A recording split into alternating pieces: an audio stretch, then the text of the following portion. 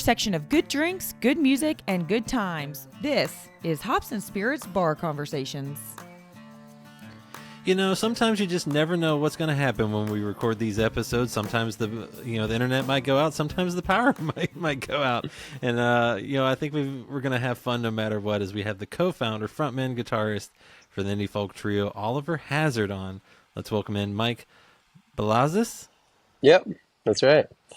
It's a welcome tough in, one. Mike. Thanks, man. Thanks for having me. Absolutely. And hopefully, Mother Nature cooperates out in California where you are at.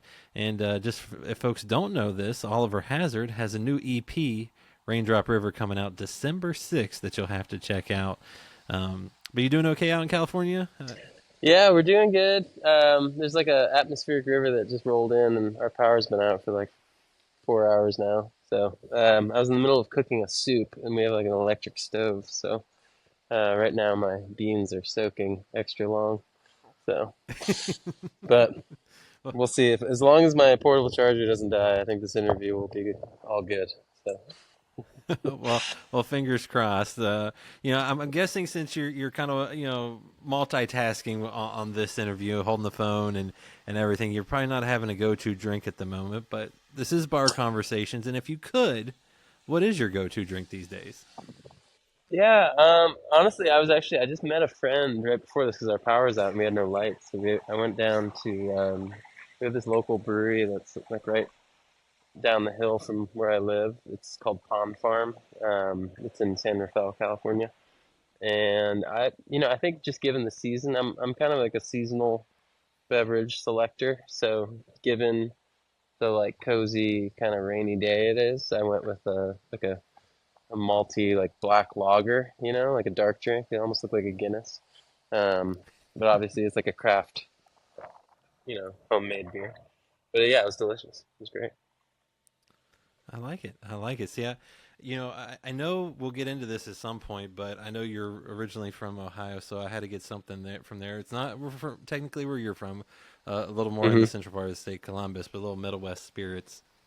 They're bourbon, so. Oh, nice! That's awesome. I had to find something on my shelf. Yeah, that's great. That's really cool. Yeah, Columbus has a couple of pretty good distilleries. That's they're making some waves in the whiskey scene. I was gonna say, now, are you a whiskey guy, or out in California, you a wine guy, or just a little bit of everything pending the mood? Yeah, I'm unbiased. I'm an enjoyer of all of the fruits of the culinary and beverage world. So yeah, there's not like a food I won't eat, and there's not a drink I won't drink if it's good, if it's well crafted and tastes delicious. So I'm guessing then when you're on tour and doing stuff, you probably like to go find a local restaurant or local brewery, winery then and check it out. For sure. Yeah, we very much treat touring as like a food and beverage tour of the world. We try to go to like the best restaurants, and we try to seek out all the local breweries and distilleries while we're on tour. Life's too short to sleep at Super 8s and eat at McDonald's. So I like it. Yeah. Well, and to kind of talk about the group that I mentioned that you're in, Oliver Hazard. Is it true that you went back to your hometown, I guess, in maybe late 2016, 2017, somewhere around in there, and accidentally created a band, basically? Yeah, pretty much. I was working as an outdoor educator out here in California, and I'm originally from a small town in Ohio, and I went home to visit my family during like the holidays. And while I was there, I met up with two childhood friends who, I knew, and I had like a bucket list goal. I was like, hey, I really want to, play a show in our hometown and play some sort of like dive bar show before the end of the year. Just because of the list that I had that I wrote while I was out in the woods. I just had this little like to do before 2016 ends, and one of them was just play the dive bar show. So I was like, hey guys, I booked 20-minute slot at the Village Idiot. It's our local dive bar. If you want to play these songs with me, maybe you can help me finish them. And we quickly realized we had a really good chemistry, and they very quickly were like, no, we're not going to play these songs with you. This is a really well-established dive bar, Um, and eventually, I twisted their arm, and I was like, "Hey, let's do it. Let's take a chance." And so we played the shows, and all of our friends loved it, and we ended up kind of using that momentum to continue to write like 5 more songs that week. And that same week, we won a recording contest from our local studio. I put our name, like a fake band name, in the hat, and we won one free song. And I called the recording studio. I was like, "Hey, maybe we could play all 10 songs that we wrote this week, but just like put a bunch of mics in the room. We'll play them live. It'll be a lot easier for you. We don't have to do one song track by track. You don't have to mix anything. You can just kind of like press play and stop the recording, and then we'll just cut it up into 10 songs." And that became our first record, 34 North River. So yeah, we had a bunch of fans before we even had a band name, so it was kind of cool. We kind of scrambled to figure out a band name, and in 2018 we decided, hey, maybe we should go for this. And so everybody took as much PTO as they possibly could from their day jobs, and we played Bonnaroo and a bunch of different shows around the U.S. and went on our first tour. And eventually, when the PTO ran out, we were like, "Oh fuck, I think we gotta quit our jobs and go for this." So in 2019, we just went full force and started this thing called the Living Room Tour. We played in living rooms all over the country, and yeah, and the rest is history, I guess. So. Well, I was gonna say, I mean, how wild is it? One that were able to kind of book a slot, get your friends to say yes. Is it serendipity? I mean, what is it like when then you get when the Facebook raffle? You're able to, like you said, you're only supposed to cut one song. You're able to put an album, 34 North River, your first album. I mean, is it just kind of like pinch me, like this can't be real when all of it kind of just lines up perfectly? For sure. Yeah, I mean, we're super lucky, and I think there's luck, and then there's also like recognizing that you have luck, and I think that's definitely something that I'm good at, and like not making sure like a good opportunity passes by. And I think a lot of this, everything that this band has built has been out of a lot of hard work and a little bit of luck. And so, every time a moment happens, if we get that like feeling in our stomach, where we're like, damn, like I think this is the right thing to do, we usually try to follow that feeling. And it hasn't really, strayed us wrong yet. So it's been pretty cool. I was gonna say, like you said, a lot of good things have happened, and you talk about knowing the guys, kind of being able to call them up. How long have you known the other, the rest of the trio, and can you kind of talk about who they are, and just how y'all got to know each other and be part of a band? Yeah, so Devin, who's like the only other original member in the band, I've known him for a long time. We never really like we didn't really know each other, I think, until like after college, and or maybe around that time when we were all in college. But I'd like kind of known about him my whole life, but we went to neighboring high schools. But he was kind of this local musician and like an amazing guitarist in our like small little region. And there's not a lot of bands in our Northwest Ohio, not a lot of musicians, a really small world. And so um, once we kind of like had the confidence to like say hi to one another and like become friends, which was like around, you know, probably in our mid 20s, um, when we became to know ourselves a little more, we weren't as shy.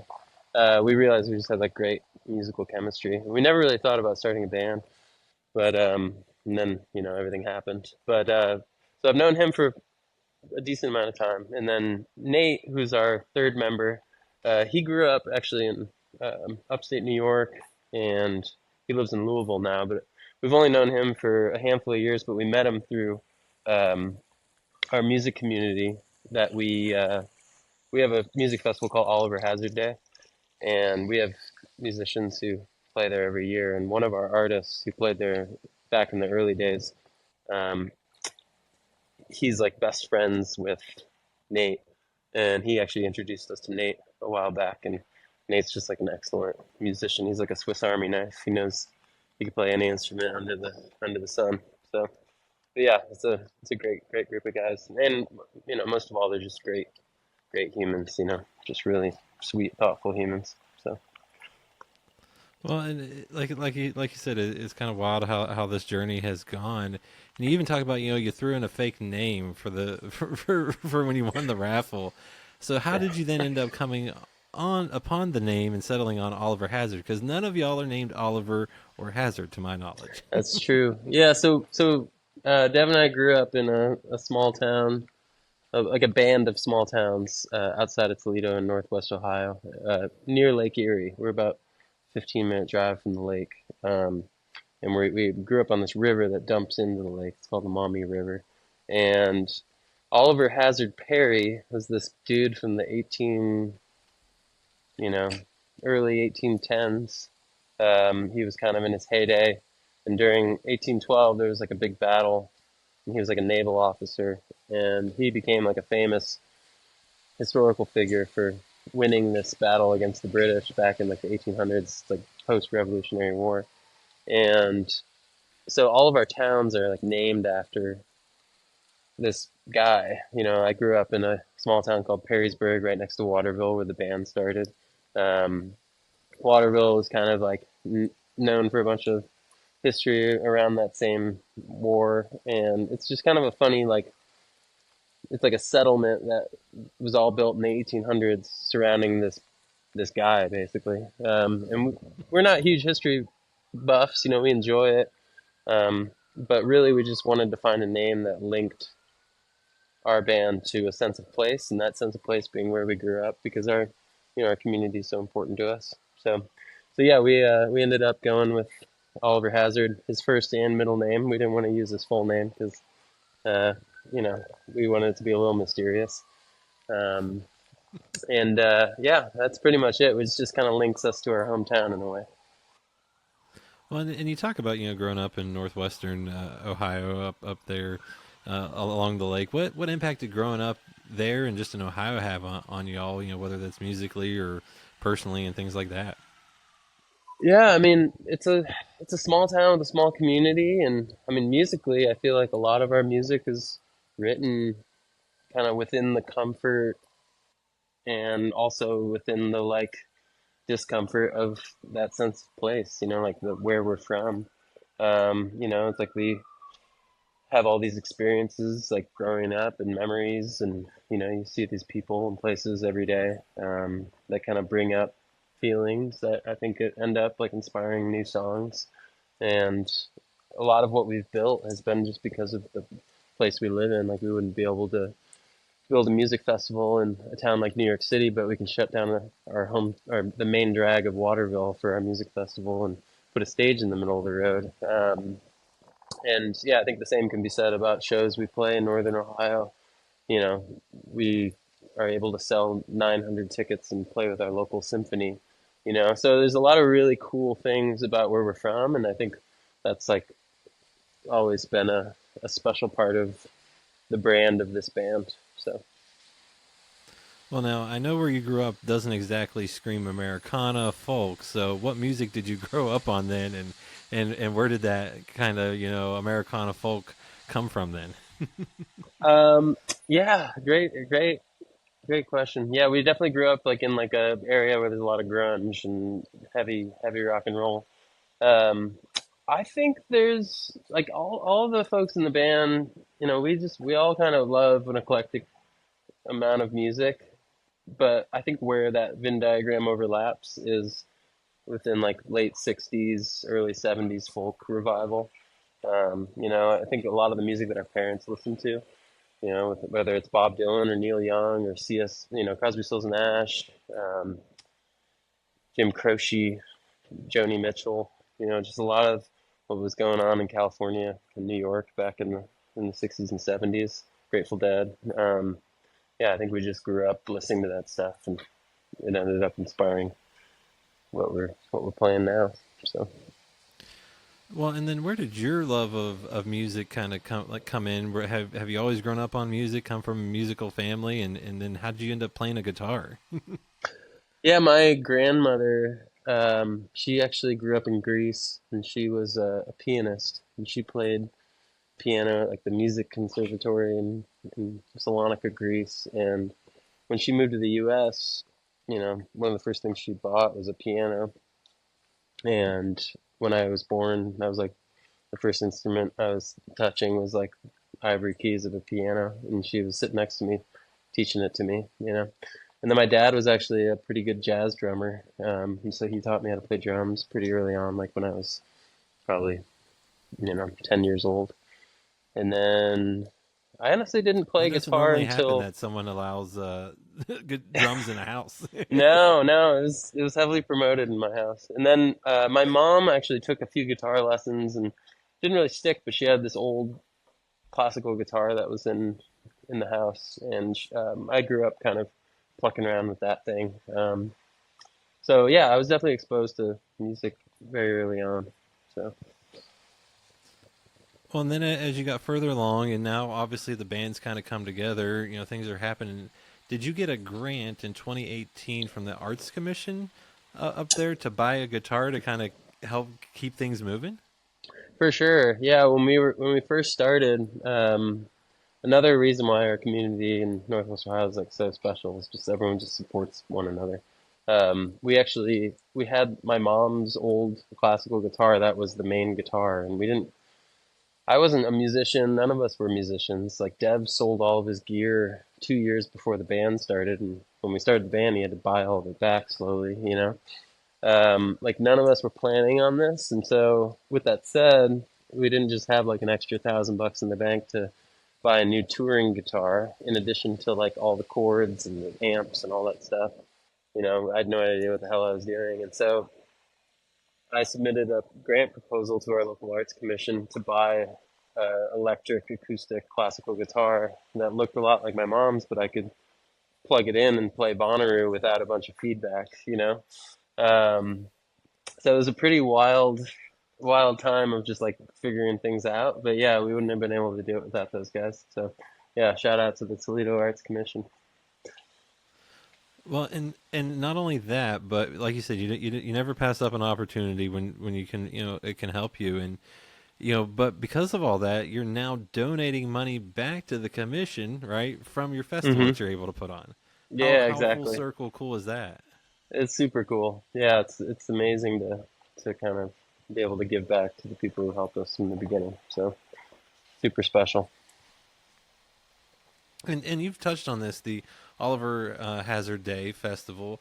How did Hmm. that originally start? And then are you amazed that it's one still going, but two growing as well? Yeah, for sure. I mean, we started it because we wanted to find, again, like we were starting the band, we didn't have any startup capital. We wanted to figure out a way to like build our business and figure out how to partner with our community. And we talked to the mayor, we met with her about like ways we could raise funds, and she was like, "Hey, why don't you just build a stage in the middle of the road and shut down the street?" And we're like, "Oh, we didn't know we could do that." And so she kind of opened our eyes to the possibilities of what we could do. And then we shut the street down. We invited some food trucks. We invited other bands. We invited a brewery. And then we were like, man, this kind of looks like a music festival. And so ever since that first year in 2018, we really kind of took it seriously and started inviting bands that we meet on the road all over the country who otherwise wouldn't stop in Waterville, Ohio. So now it's become this like indie emerging music festival, and yeah, I mean, we're very surprised it's still going. I mean, that part not so much just because we have control over that, but I think the bigger surprise is that it is growing and that, you know, more people are coming from. We did like a ticket audit last year of like who's buying tickets, and we figured out that 50% of the ticket buyers are from not even from the region. They're coming from all over the U.S. and sometimes internationally. So it's really cool. It's really cool to see. Well, I was gonna say, I mean, I think I even read where the local brewery there partnered with you on an IPA or something. Like, I mean, that's got to be Yeah, cool to find collaborations and for continuing to sure. build that community. Yeah, definitely. And I think we're on our fourth iteration of our festival IPA. It started out as the Oliver Hazard IPA, and then I think there was like an Oliver Hazard Ale. I think that's what the name. That was the first one, Oliver Hazard Ale. And then the second one was the Oliver Hazy. That was a good one. and then it turned into the Ollie, which has been the same beer the last 2 years, which we really love. It's called the Ollie Session IPA, and it's like a low alcohol session that just drinks really well in the summer, and that way our patrons don't get too drunk. It's great. So They can go all day and enjoy all the bands. I yeah, like that. exactly. And you talked about this where you guys really didn't plan on any of this happening, and it kind of just and it kind of grew and built up pretty quickly too. You mentioned at some point you were kind of just taking time off, vacation, kind of making things work. What was it like when y'all decided to finally give it a full go? Like, what kind of pushed you to go, hey, we really need to try to do this because we don't have any more time off? For sure. Yeah, I mean, we had fans. There wasn't a lot of them, but we had them, and they were all over the country. We had Spotify listeners, and I think the thing that really pushed us was, I mean, it was an amazing opportunity, and we had to quit our jobs in order to do it. But once you quit your jobs, I think that's where the real push started to happen. We're like, we have to do this in order to survive. And that's when I think we realized that we could make more money in living rooms than venues, and we could make more fans in living rooms than venues, and we started to really like lean on this living room concept to build a real foundation for the band, in order to A, keep things economical, and B, really build something from the ground up instead of just playing in a bunch of bars around the country that might be empty. A lot of people say like insanity is doing the same thing over and over without a different result, and so we just kind of took a quick look at what people were doing in the live scene, and it just didn't seem like the right fit for us. So we were like, how can we do things differently? Let's play in, let's take one fan in Denver, have them invite 35 people that aren't fans, and let's turn them into fans. So that was kind of our concept around the living room tour.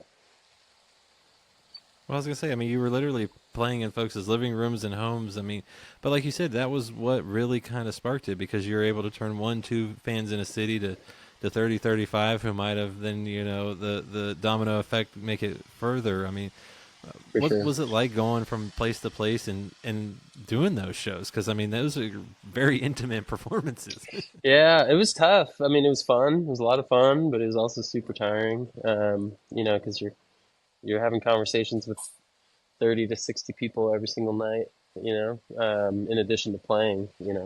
Whereas in a lot of venues, you can just get off stage and go into the green room and you all talk to anyone.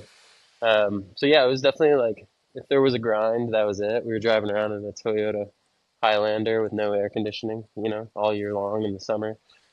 And so yeah, it was definitely tough. I will not sugarcoat that, but yeah, we don't regret it. I think it was like a very essential step in our journey. So Well, and along the way, like you said, you meet some interesting people. You get to know some interesting folks. One of those was producer Jacques King, who worked on this new EP for you. What was it like to meet him, meet them, and be able to eventually work together? yeah, it was awesome. Yeah, we met him at like one of our like kind of one, I would call it like one of our later living room shows before the pandemic hit, and yeah, you just never know who's going to be in the room. And he was like definitely one of our heroes in terms of like people in the music industry. He recorded a lot of records that we loved, that we listened to growing up, like Modest Mouse and Kings of Leon and Of Monsters and Men and Tom Waits and all these, pretty much anyone you name. He's Zach Bryan, he's done them all. So um, yeah, we're still really great friends with him. We're actually still working on songs with him. We did one record last year with him, and then we are working on another 8 songs with him this year. So it's been super fun. Yeah. Well, and one of those projects is the EP that's about to officially fully come out here at the beginning of December, Raindrop River. And what can folks expect on it? Because I think you mentioned somewhere you wanted to kind of be a blend of your first one that was live and raw, and then another one that was simple and clean. So what can folks expect on Raindrop River?